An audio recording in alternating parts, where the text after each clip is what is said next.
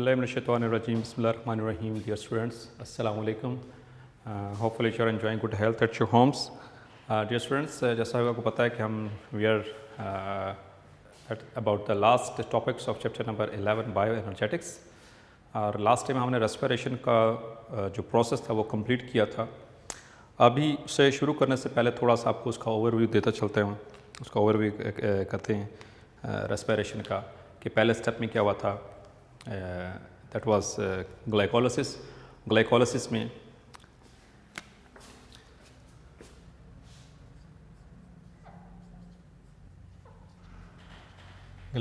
में क्या हुआ था कि एक ग्लूकोज जो है molecule, it is converted into two molecules of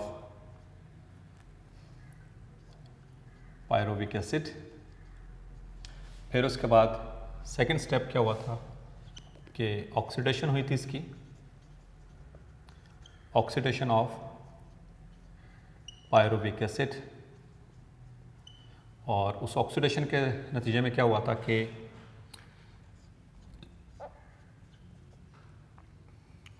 pyruvate, ये जिसको पायरुविक एसिड भी कहते हैं, ये कन्वर्ट हुआ था एसिटिक एसिड में,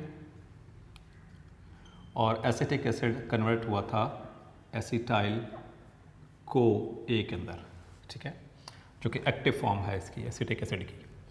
फिर थर्ड स्टेप क्रेब्स साइकिल हुआ था, और क्रेब्स साइकिल में ये एसिटाइल को ए जो अल्टीमेटली मूव करता है, कंबाइन करता है वो 4 कार्बन कंपाउंड ऑक्सैलो एसीटेट के साथ, और सिट्रेट बनाता है, फिर आइसोसिट्रेट, फिर alpha ketoglutarate, then succinate, then fumarate, then malate, and again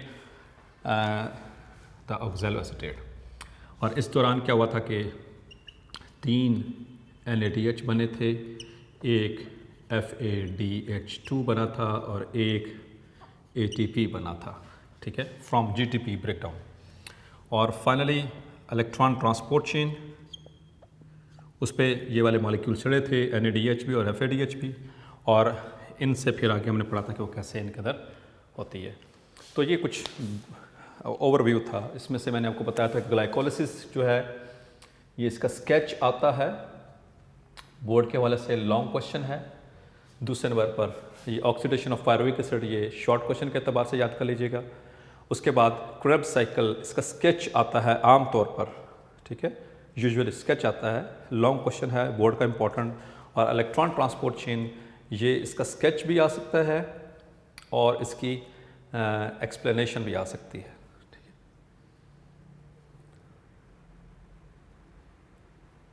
long question के अतबार से.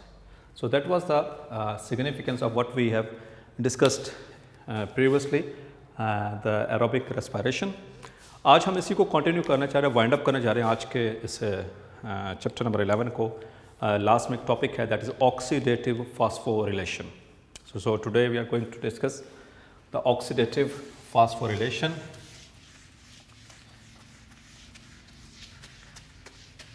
ये इंटरेस्टिंग टॉपिक है.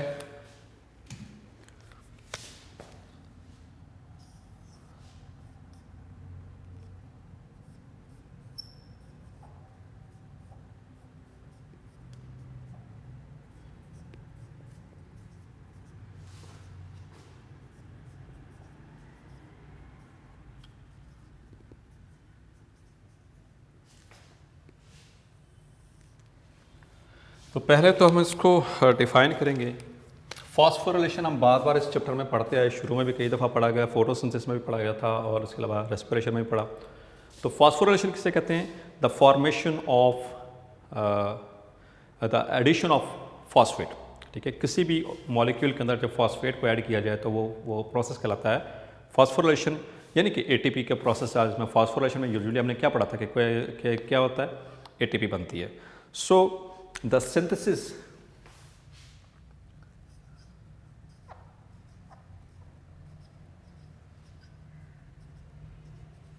of ATP यानी कि adenosine triphosphate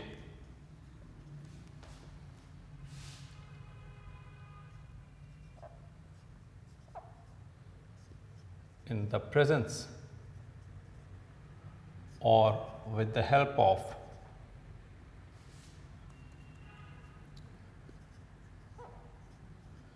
by using oxygen is called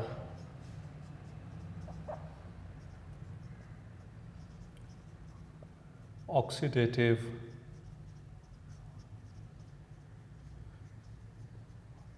phosphorylation.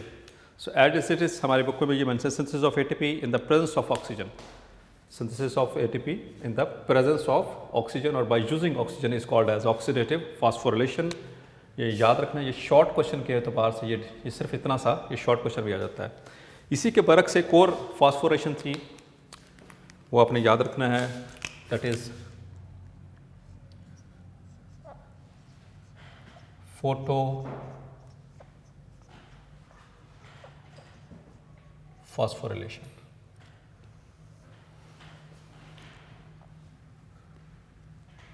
बल्कि इनको हम कंपेयर ही कर लेते हैं, फिर बाद में कैसे चलेंगे.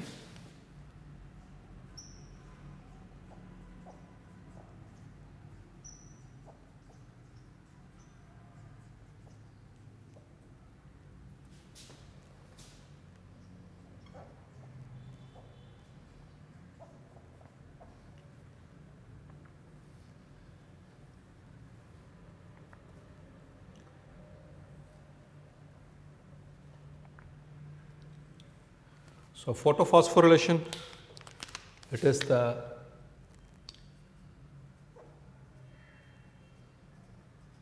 synthesis of ATP in the presence of light is called photofosphorylation. Clear? तो फोटो मीन्स लाइट और ऑक्सीडेटिव मीन्स यूजिंग ऑक्सीजन. तो ऑक्सीजन को इस्तेमाल करके जब एटीपी बनती है तो ये कहलाती है ऑक्सीडेटिव फॉस्फोरिलेशन, और जब लाइट को इस्तेमाल करके और उससे जब एटीपी बनती है so this is called as photophosphorylation. इसमें डिफरेंस भी आ सकता है, ये दोनों short question point of view से भी इंपॉर्टेंट हैं. इसके अलावा डिफरेंसेस में देखें, एक तो यहाँ पर पहला पॉइंट हमने इसका डिस्कस कर लिया, that is the definition. Second point, oxidative phosphorylation हमने पढ़ा, ये कहाँ पर हो रही है. It occurs in the respiratory chain. ये रेस्पिरेटरी चेन हमने पढ़ी थी कि ऑक्सीजन को इस्तेमाल करके और उससे अल्टीमेटली आपको याद होगा वो लास्ट लेक्चर में कि NADH जब ऑक्सीडाइज होता है तो वो आगे इलेक्ट्रॉन्स को पास करता है इलेक्ट्रॉन ट्रांसपोर्ट चेन पे या रेस्पिरेटरी चेन पे, और अल्टीमेटली वो इलेक्ट्रॉन किसको शिफ्ट किए जाते हैं टू द ऑक्सीजन. ठीक है, और ऑक्सीजन से वो इस दौरान जब वो ATP बन रही होती है, क्योंकि ऑक्सीजन का ये अगर वो बनना मकसद ना हो, ऑक्सीजन उसको एक्सेप्ट ना करे तो उससे पहले ATP नहीं बन सकते. तो ये कहाँ पर हो रही है, रेस्पिरेटरी चेन में. और इसकी अगर लोकेशन की बात करेंगे, ऑक्सीडेटिव फॉस्फोरिलेशन ये कहाँ पर हुई थी बेटा, आपको याद होगा. ये ग्लाइकोलाइसिस के आखिरी 3 स्टेप कहाँ पर होते हैं, दे अकर in the mitochondria.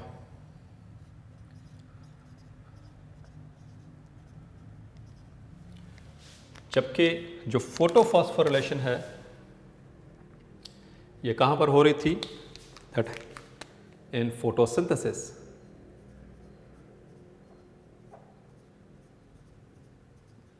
In photosynthesis.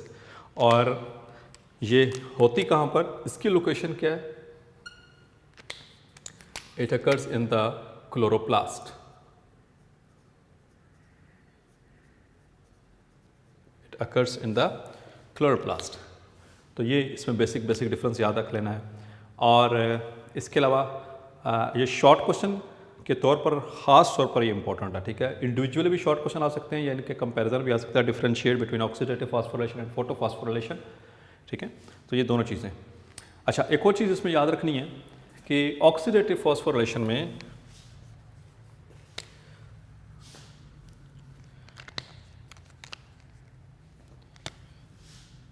ये माइटोकॉन्ड्रिया में कहाँ पर होती है, in the inner membrane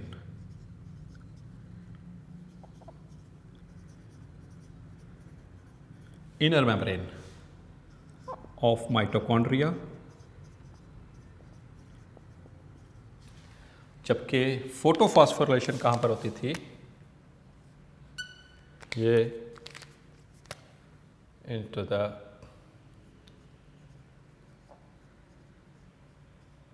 thylakoid membranes, इसमें इस्तेमाल होती है क्लोरोप्लास्ट की थाइलाकॉइड मेम्ब्रेन। अब ऑक्सीडेटिव फॉस्फोरिलेशन के हवाले से हमने यहाँ पर इसकी रेगुलेशन, एक्चुअली हमारा आज का टॉपिक जो मकसद है वो है इसकी रेगुलेशन कि ये ऑक्सीडेटिव फॉस्फोरिलेशन जो हमने लास्ट स्टेप में पढ़ा था रेस्पिरेटरी चेन के ज़रिए कि वो कैसे वो एक NADH से 3 ATP और एक FADH से 2 ATP कैसे बनते हैं, तो इसको कंट्रोल कौन करता है। ठीक है, अच्छा, इससे जाने से पहले कुछ बेसिक चीज़ें हमने इसमें ज़हन में रखनी है। सपोज़ कि दिस इज़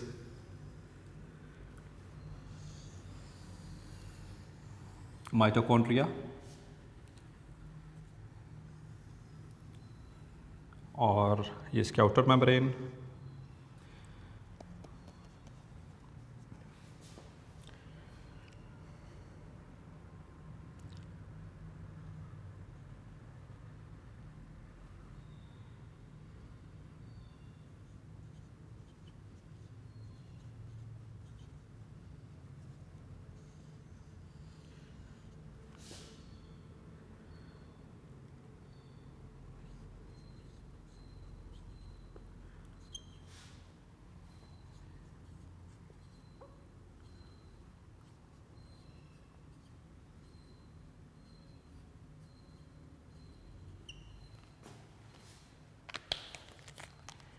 ये इसकी इनर मेम्ब्रेन,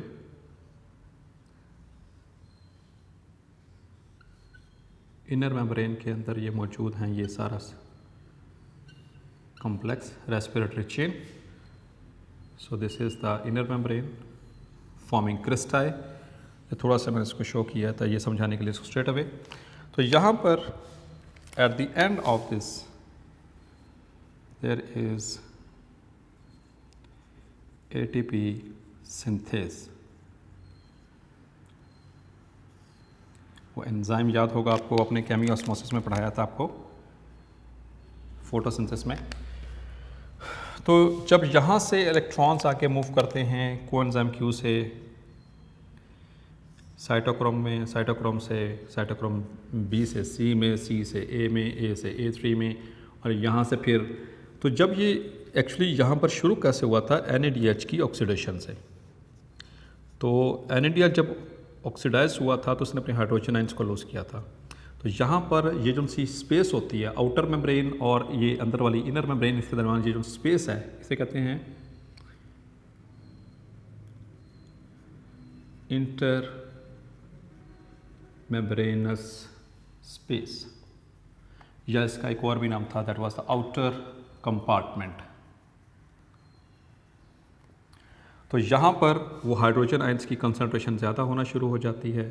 तो उसी तरीके से जैसे हमने लाइट डिपेंडेंट वो साइक्लिक और नॉन साइक्लिक फॉस्फोरिलेशन में पढ़ा था कि जब यहाँ पर कंसंट्रेशन ज़्यादा हो जाएगी तो ये अंदर वाले साइड पे, ये बाहर स्पेस के अंदर, और अंदर वाले साइड पे हाइड्रोजन आयंस की कंसंट्रेशन कम होती है क्रिस्टिक मैट्रिक्स के अंदर। तो ये मूव करके ATP सिंथेज उनको अंदर की तरफ, जब इस तरह इसकी मदद से वो अंदर को मूव करेंगे तो ATP से यहाँ से जो एनर्जी रिलीज़ होगी वो इस्तेमाल होगी ADP को ATP में कन्वर्ट करने के लिए।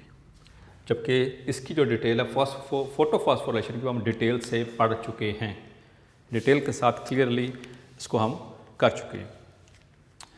तो अब हमने जो नेक्स्ट और लास्ट जो इसमें हमने बात को देखना है, that is the control of oxidative phosphorylation. तो उसको कंट्रोल कैसे किया जाता है।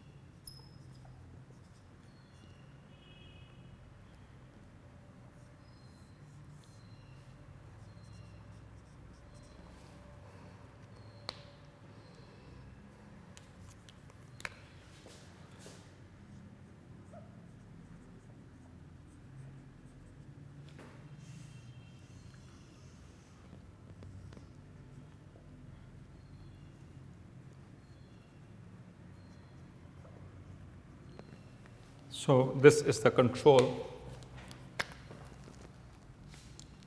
or regulation of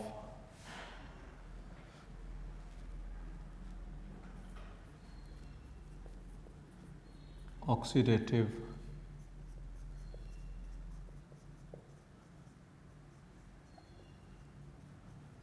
phosphorylation.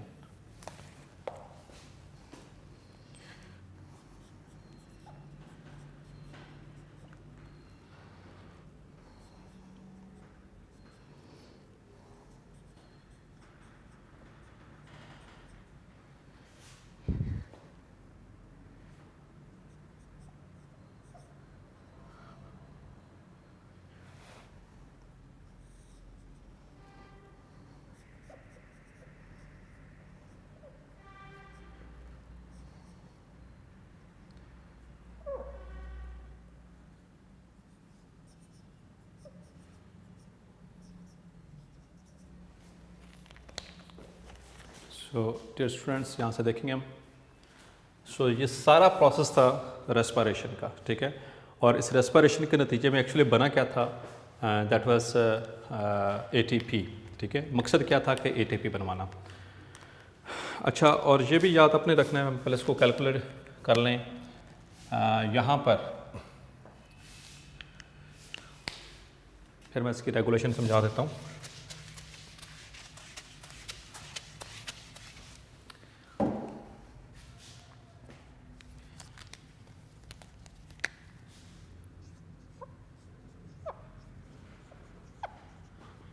Glycolysis में 2 एटीपी और 2 NADH बने थे। फिर सेकंड स्टेप, पायरुवेट ऑक्सीडेशन में एक NADH और एक कार्बन डाइऑक्साइड, ठीक है। Then in Krebs cycle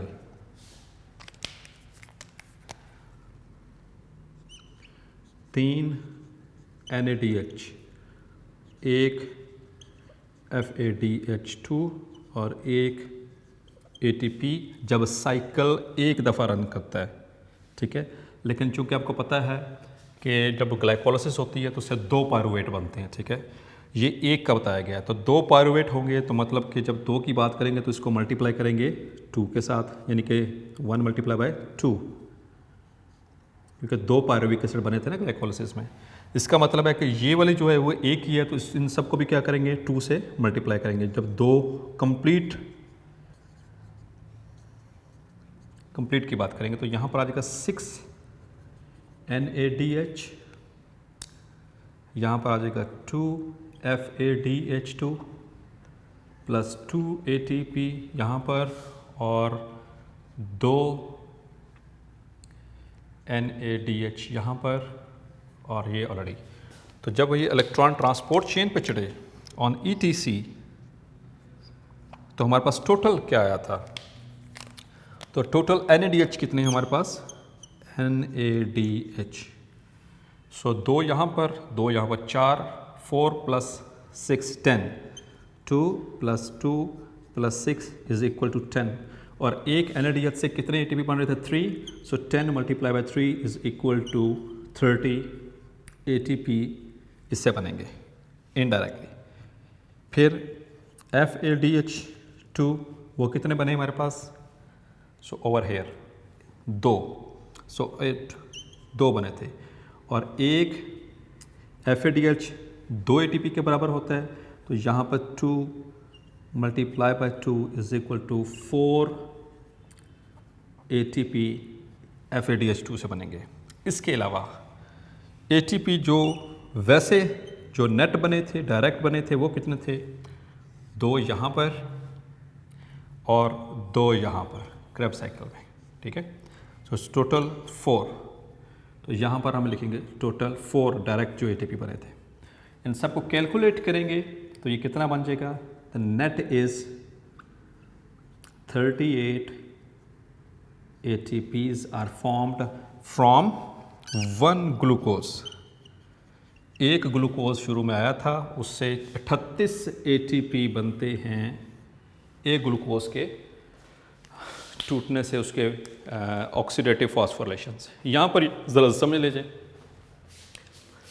fructose 6 phosphate को कन्वर्ट करने के लिए फ्रुक्टोज 1,6 बिस फॉस्फेट में, आपको याद हो ग्लाइकोलिसिस में एक एंजाइम होता है phosphofructokinase, that is an enzyme. और इसी तरह से यहाँ पर देखेंगे फिर वो अल्टीमेटली पायरुवेट बने, यानी पायरुविक एसिड बना। पायरुवेट जब एसिटाइल कोए में कन्वर्ट होता है तो इसको कन्वर्ट करने के लिए यहाँ पर एंजाइम की जरूरत होती है पायरुवेट डिकार्बोक्सिलेज। क्लियर? यहाँ पर ये 2 चीज़ें।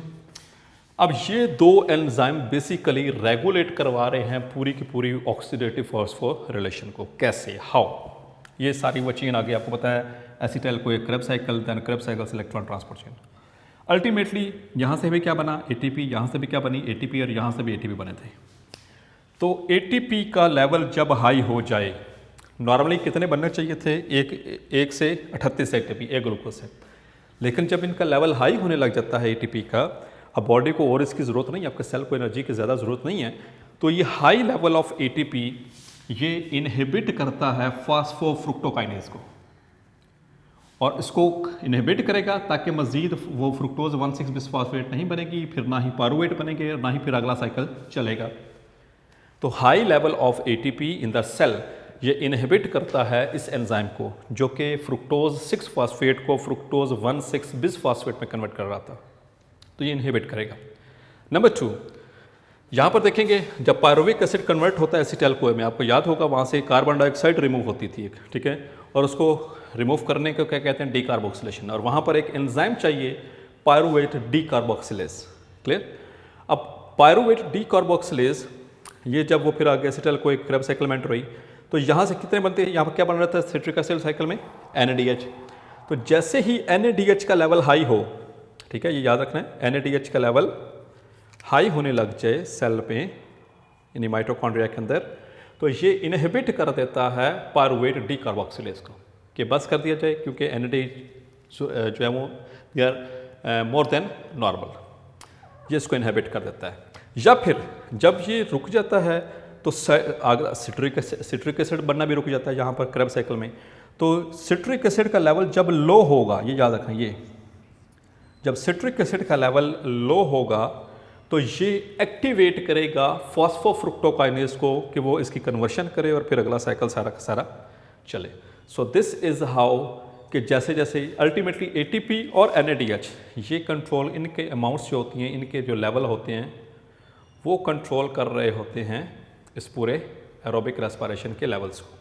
तो यहाँ पर ATP का लेवल जैसे रेज हुआ तो फॉस्फोफ्रुक्टोकाइनेज इनहिबिट होगा, NADH का लेवल हाई होगा तो पायरुवेट डीकार्बोक्सिलेज। तो जहाँ पर इनहिबिशन हो गई उससे अगला प्रोसेस नहीं चलना। क्लियर? उससे एंड तक अगला प्रोसेस नहीं चलेगा। इसी तरह से जब सिट्रेट का लेवल लो होना शुरू हो जाएगा तो ये एक्टिवेट करेगा दोबारा से फॉस्फोफ्रुक्टोकाइनेज को कि ये इसको जा कर के आगे उसमें कन्वर्ट करे फ्रुक्टोज 1,6 बिस फॉस्फेट में, और अगला सारा का सारा जो है वो प्रोसेस कैरी ऑन हो। So that's all for today's lecture, that's the end of this chapter. Hopefully आपको समझ आ गया होगा। अगर कोई क्वेरी हो, क्वेश्चन हो तो you can ask me in the comments box. Till then, up till the next lectures, अल्लाह हाफिज़।